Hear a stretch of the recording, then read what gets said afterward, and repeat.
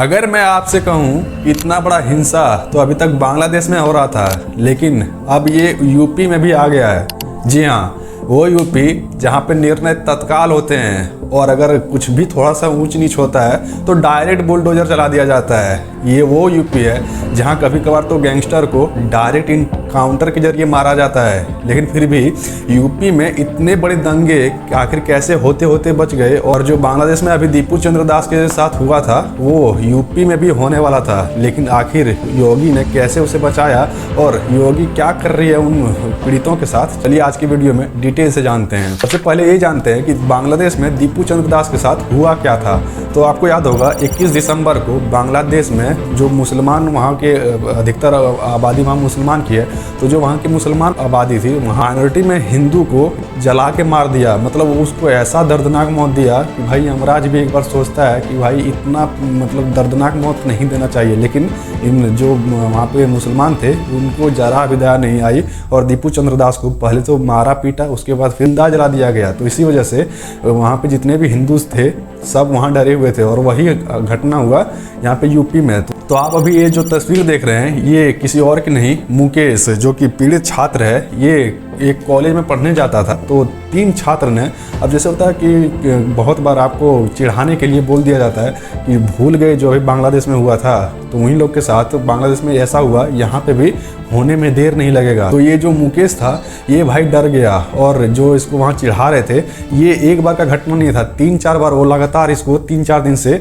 मतलब टॉर्चर कर रहे थे। तो जिस वजह से मुकेश को लग गया कि भाई ये हमको मारने वाले हैं और कहीं ना कहीं उनका इरादा इनको लग गया था। तो इसी वजह से वो तो वहाँ से बच के भाग निकला। और इसी तरह से एक और इंसिडेंट यूपी में ही देखने को मिला, उसका नाम था विनोद।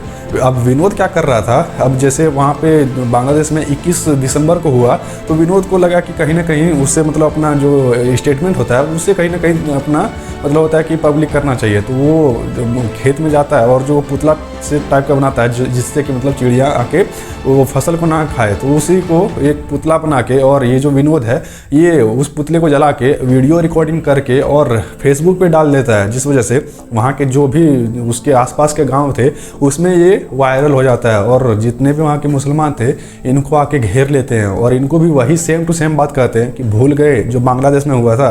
तो इसी वजह से अब विनोद जो ये पीड़ित है इसको भी कहीं ना कहीं लग गया कि भाई ये 3-4 आदमी मेरे पीछे लगा हुआ है, जिस वजह से ये भी अपने गांव से कैसे ना कैसे करके बच के निकला। और वही अगर यहाँ पे ये आदमी 2-3 और रह जाता तो शायद इसके साथ भी वही घटना हो सकता था। लेकिन अब बात करें यूपी में, और यूपी के जो गवर्नमेंट है योगी, इसके पीछे क्या कर रही है, तो उसका एक स्टेटमेंट आया है कि जो अभी उसके साथ हुआ बदायूं में जो हुआ, बदायूं अब कौन है, बदायूं में जो उस लड़के के साथ मुकेश, जो छात्र 3-4 छात्र मिलकर उसको जो टॉर्चर कर रहे थे, उसको तो 3 छात्र को हिरासत में ले लिया। और इसके साथ जो हुआ है बरेली में, उसको जो गांव में इसको जो टॉर्चर किया गया था उनकी अभी तलाश जारी है। लेकिन अब सबसे बड़ा सवाल ये बनता है कि भाई आखिरकार ऐसे मानसिकता आखिर डेवलप ही क्यों हो रहे हैं हमारे सोसाइटी में। तो ये कहीं ना कहीं उस मानसिकता को दिखाता है कि भाई कैसे न कैसे करके हमको डोमिनेट करना है दूसरे धर्म पे। तो इसी वजह से ये कहीं ना कहीं घटनाएं होती है, चाहे वो बांग्लादेश में हो माइनॉरिटी के साथ,